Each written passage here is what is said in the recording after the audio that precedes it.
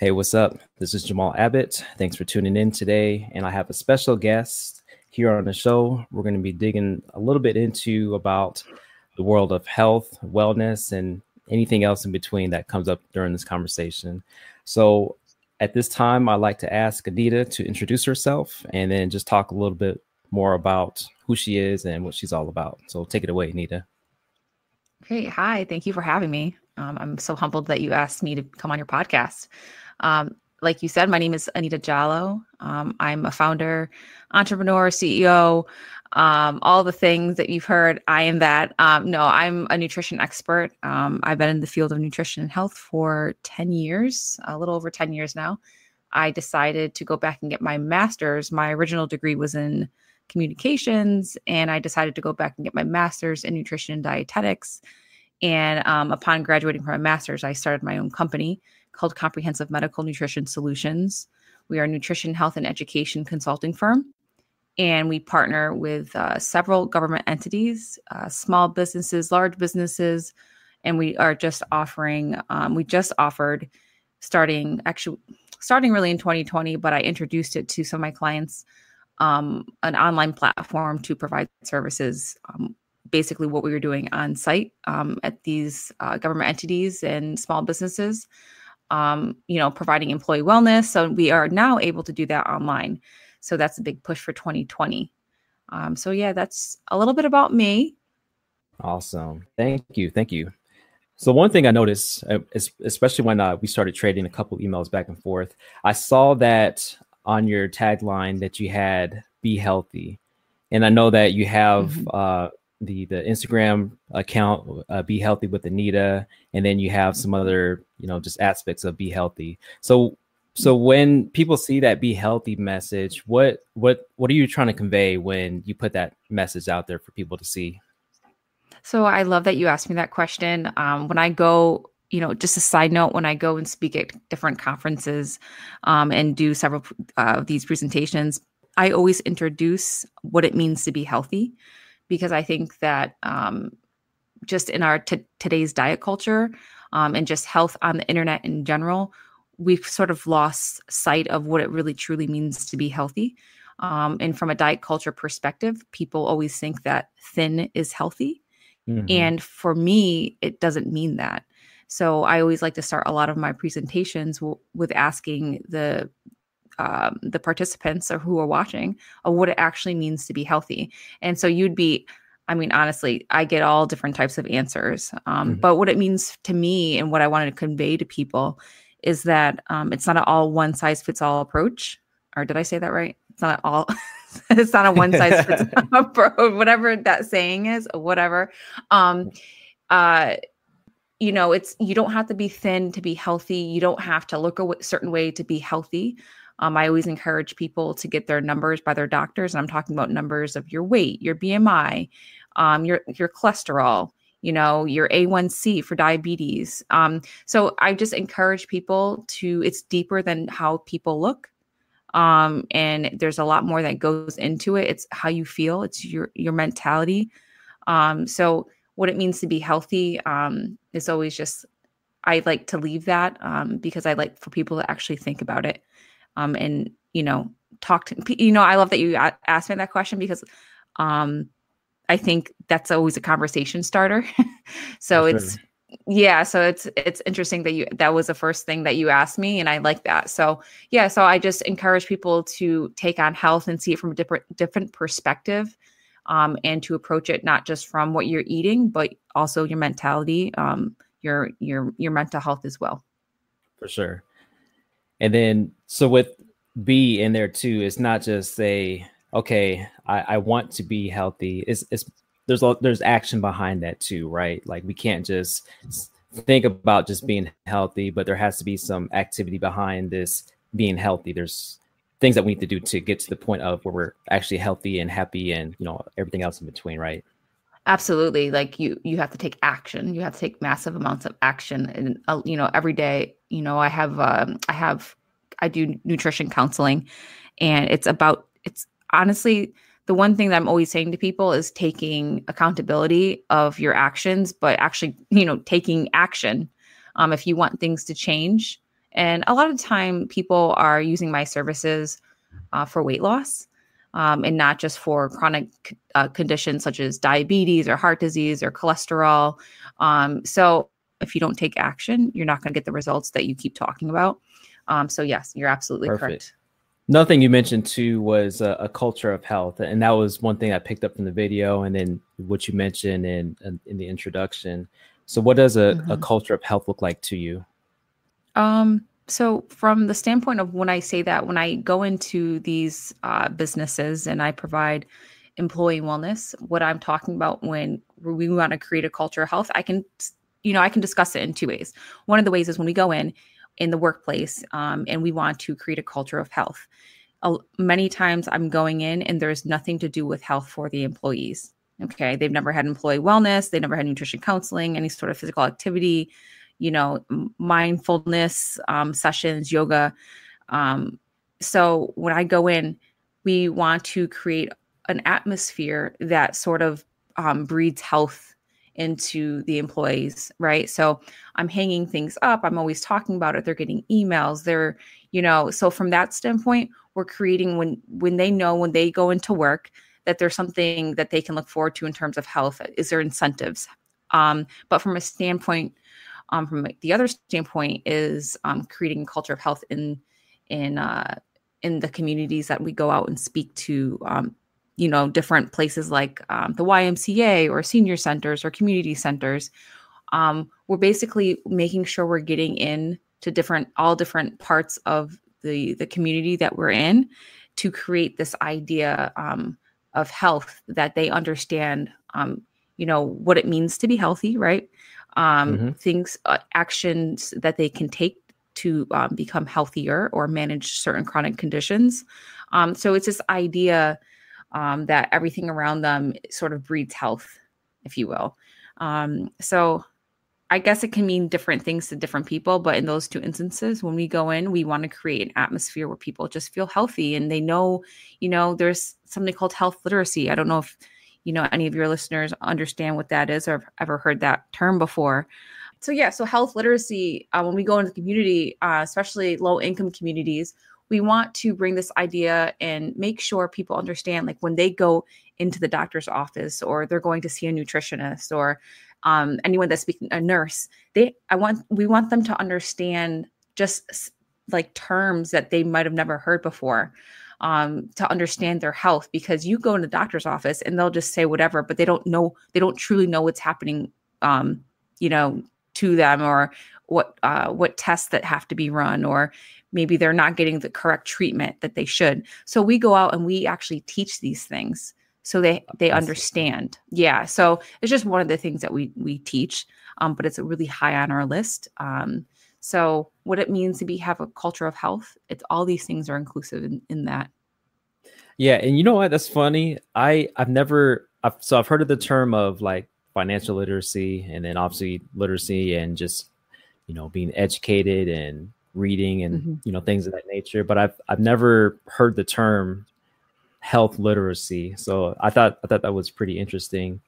Mm-hmm. So like when I go to the doctor's office too, it's usually not like a pleasant experience. And most times, I'm gonna be honest with you, most times if I go to the doctor, it's only when something's like really wrong with me. So I Mm-hmm. go in there and then the doctor is saying things and I'm just like shaking my head, like I pretend like I know what's going on, and I have no idea what's really going on. But Mm-hmm. so yeah, I can see the value in just being literate when it comes to your health. I mean, I the way I look at it too is that nobody else is going to manage like anything really for us. We're all kind of selfish in our own little way. So to me, it's important for us to understand what health literacy is all about. So that way, when it comes time to making decisions about our health, we're not, going with the only option, or maybe there's like another way of doing it versus, like the most invasive way, maybe like surgery or anything like that. So that kind of comes to mind when I'm thinking about health literacy. So I thought that was pretty cool that you brought that up. Yeah, absolutely. Yeah, it's called getting a second or third opinion. Right. Yeah. I know what that is. Yeah, exactly. So, we encourage people to do that. And we also encourage them to, if they have any questions, they can come speak to us or contact us and ask, well, this is what my lab said, because we know how to read labs at Siemens Solutions in my company, and what the doctor's saying. So we can actually now speak to them sort of in terms that they would understand, right? Layman terms. But yeah, so that's just one of the services. But yeah, I'm glad you brought that up. Awesome. Awesome. So you talked about going into the community. So now I'm curious about like your own like upbringing. So like, did you always grow up eating healthy and then having this like health literacy all around you? Yeah, you know what? I am extremely lucky. So my grandma was a dietitian. Um, Oh. yeah, but back then it was called home economics. Because she wanted to actually be a math teacher, but back in the day they didn't, they thought she was better suited for home economics. But basically what we are, I mean, our nutrition has advanced just in research and, diet being called a dietitian. What is a dietitian? What is a nutritionist? So all that's obviously changed since that time. But, to answer your question, that I grew up eating healthy, I mean, yeah, for the most part, I did. I think my parents they did a phenomenal job of just sort of making sure we were able to sort of choose the foods that we wanted to. Mhm. But they always supplied us with the food that we would eat. Right. So there was like a division of responsibility. And this is what I teach a lot, a division of responsibility. So my parents provide the food that we're going to eat, but I have the responsibility of choosing the food and how much that's on the table and choosing and how much I'm going to eat. It was never like, eat this, do this. If you don't do this, you don't get this. Right. There's always a trade-off. I know you mentioned you have kids and I don't know if you've ever have heard this. But I catch myself doing this with my kids. I'm like, okay, if you eat this cucumber, if you eat these cucumbers, I'm going to let you have a lollipop later, Yep. like Yep. we do that a lot as parents. And, hey, I've done it, even though even though I teach this to people, right? So, going back to me growing up, my parents did a phenomenal job in that, division of responsibility. So they were responsible for getting the food and picking the food, and we were responsible for eating the food that we wanted to on the table. And so I say that to say is that it's an intuitive way of eating. And we were just lucky that we had the money to get the food that we considered, healthy or healthful, if you will.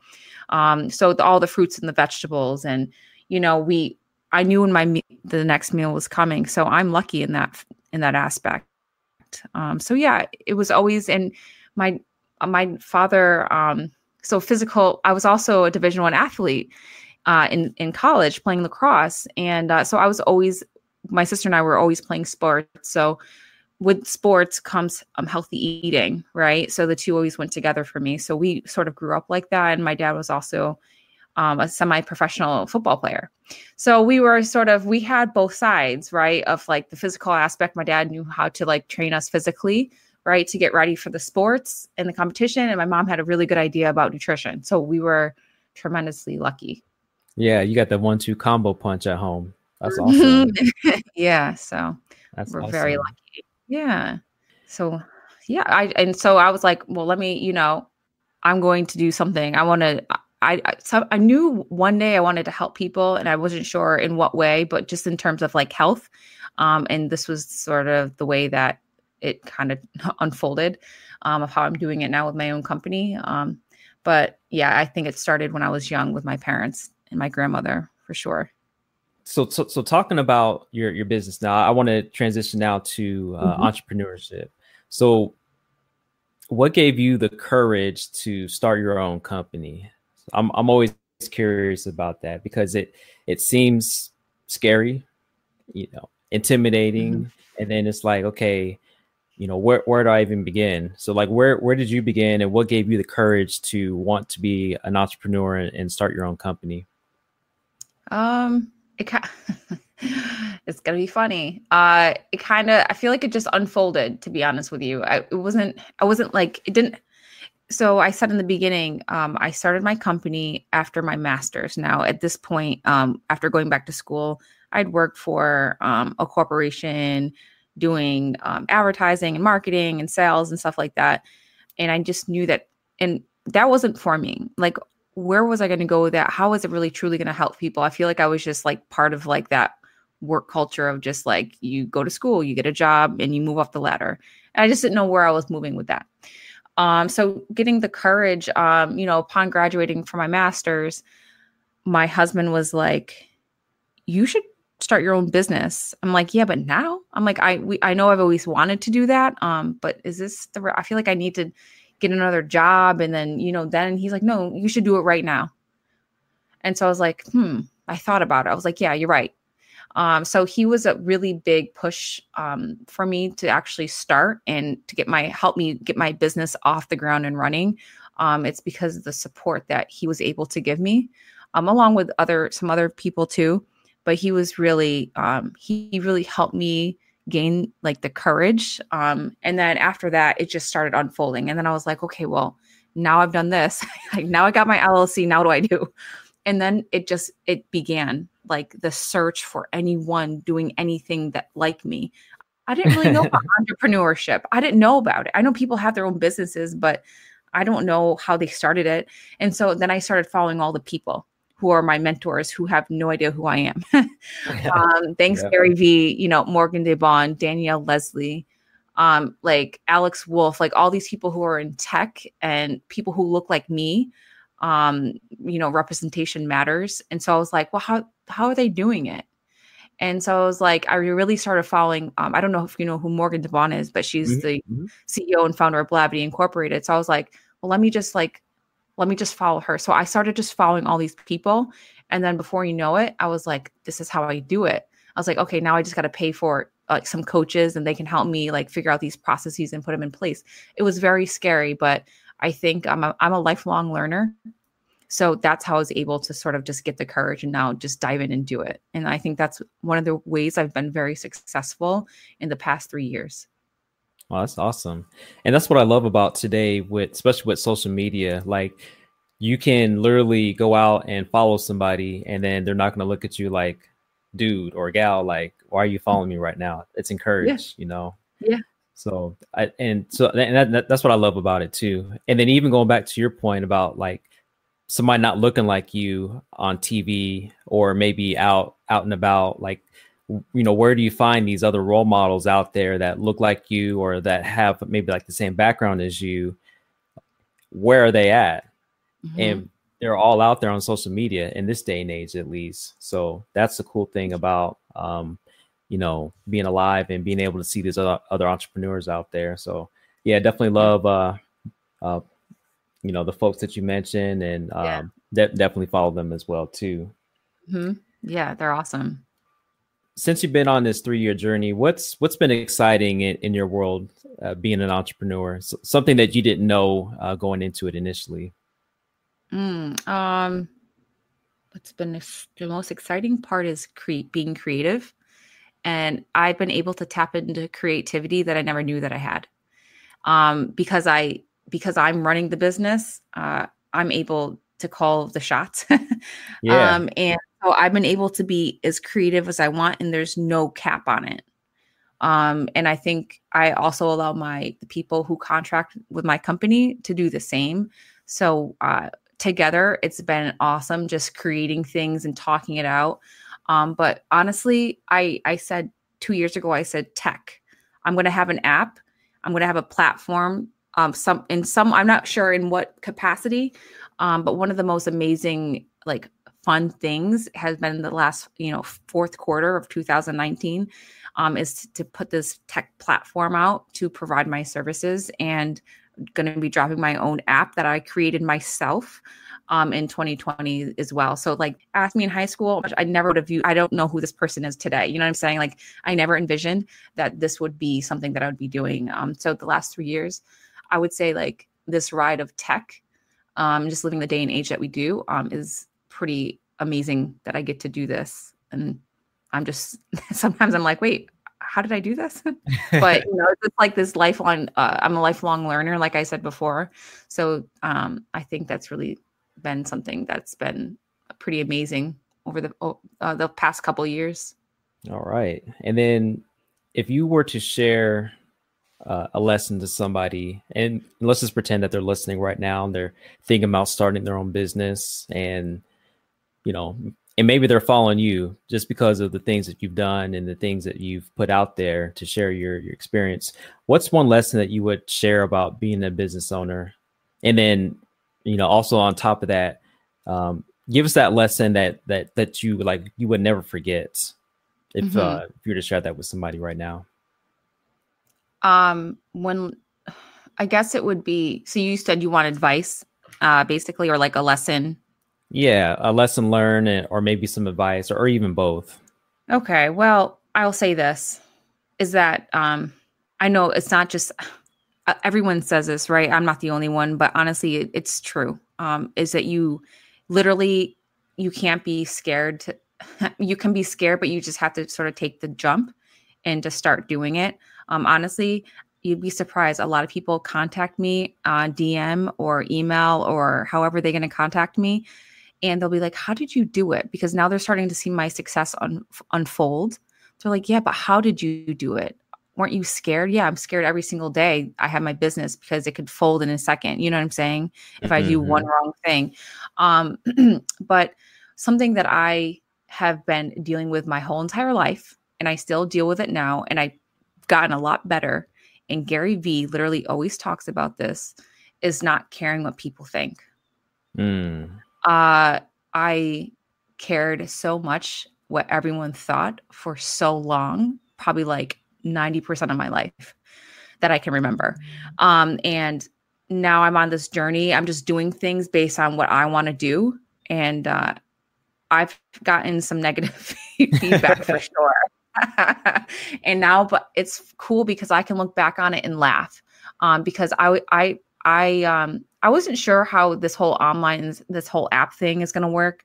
But I actually don't care what people think about it. I care from the standpoint of, are people going to download it? Right. And stuff like that. Are they going to use it? I care about that, but I don't care whether or not they think it's stupid or, it's not, it's not as good as another app or right. So like caring about other people's opinions, unless they're helpful, right? If they're trying to be helpful, obviously my husband's trying to be helpful, so I care about his opinion, right? Right. However, like he's not the type of person to be like, I have all these ideas every single day. I'm like, so AJ, what do you think about this? What do you think about? He's like, yeah, you should do it. Like he's never once said, no, you shouldn't do it. So don't care what other people think about the ideas that you have that you want to bring to other people, because they're going to be helpful to somebody. Just at least if it's just one person, I think that's, you're on your way of helping somebody, So yeah, that's my lesson in entrepreneurship, and someone who's creative. I'm a creative. So I create something, I put it out, and I kind of hold my breath until someone takes a bite and they're like, oh, this is kind of cool, So yeah, I guess that's the lesson that I would tell people. All right. That's a good lesson. Yeah. I mean, I hear from all the entrepreneurs, right? I hear people talking about it all the time, but it really rings true with me. All right. So you dropped some lessons, you dropped some nuggets, and I'm definitely taking note and picking up the nuggets as we speak. And if you were going to leave some lessons for, your own family, so you have a family of your own, or maybe other, cousins or other relatives, or maybe even just close friends, like what lesson should they understand about the importance of making good choices with food? So I'm gonna go back to food again here real quick. Okay. And especially since we're in the holiday season. So Thanksgiving passed. I went going into Thanksgiving thinking that I was going to make some good food choices. And then the thought kind of left me as soon as I start putting the food on my plate. Yeah. So what can you tell us about making good food choices during this holiday season, and then even going into the next year? So the way that I view holidays is that that it's okay to indulge.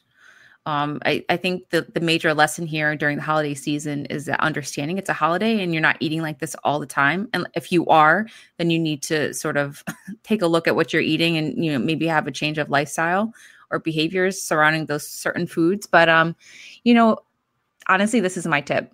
Like, have a nice holiday with your family and try not to worry that one meal is going to mess you up for the rest of your life. Now, with that said, right, there are people in certain disease states. When I say disease states, I mean people who are diagnosed with a chronic condition, AKA,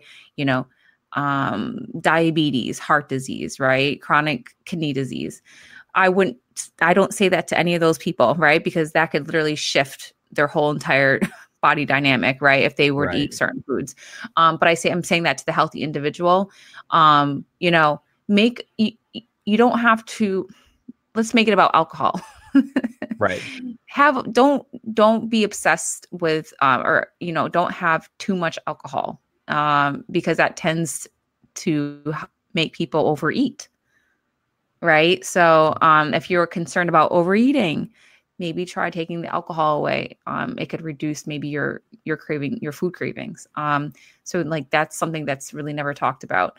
I don't know, but just have fun. That's what I can say. Like, don't worry about, 1 or 2 days of overeating or, indulging in the foods that you want to have with your family, Yeah, that's huge. And I know that, there's been times when I've really tried to get like my health in gear, and then I'm like beat myself up mentally for having like one too many chocolate chip cookies.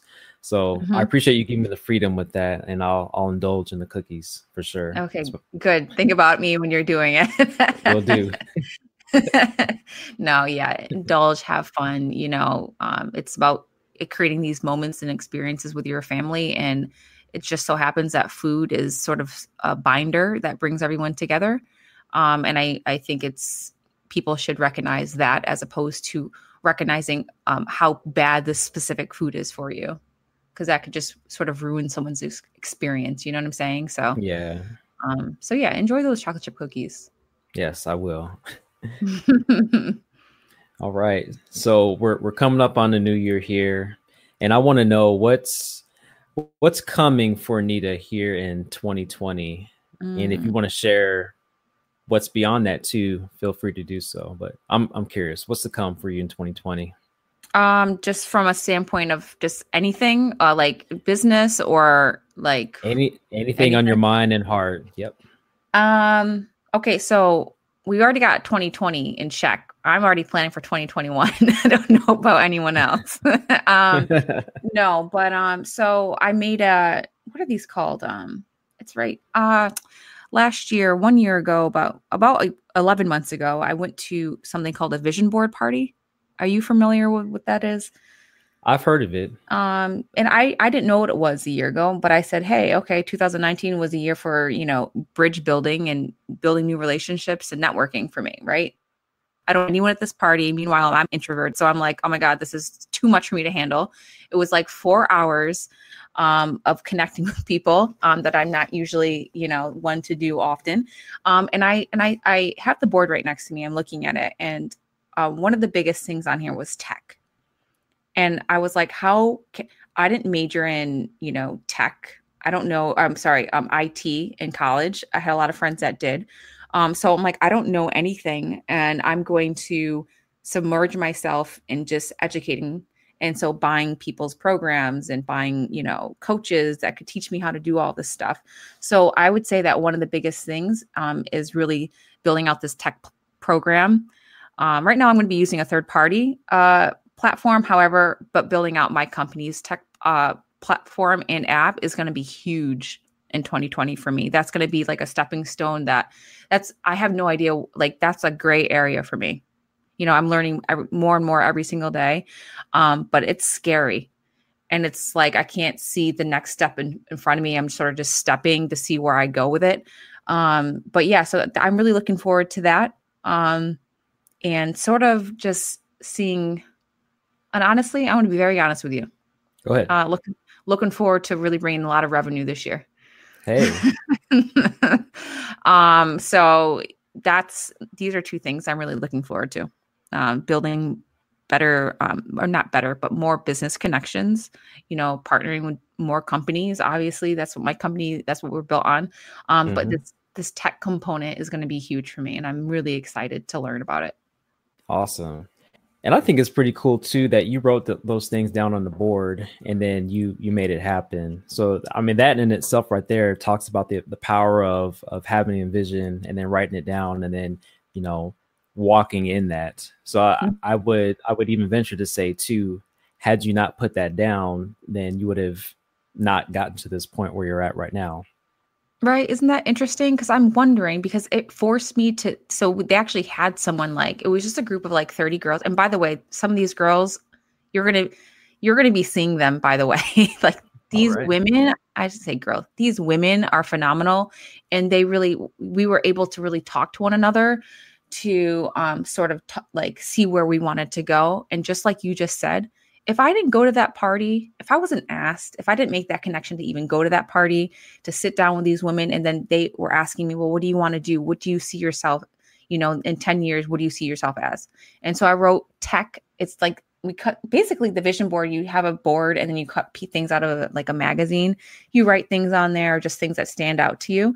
And I'm wondering if I ever would have put tech up there. Like, I'm wondering if that would ever have been something that I would have thought about. You know what I'm Right. saying? Like, would it have been something I was thinking about in 2019 and dropping in 2020? Would this been a 2025 thing? And then I was just like, no, I'm going to try to reach everything. So I basically reached about 98% of everything on this board.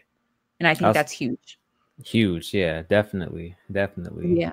hmm but yeah, so I I'm really excited. I'm going to do it again. I'm probably going to just, who knows, maybe I'll be asked to come to another party and do it, but I'm going to do it again.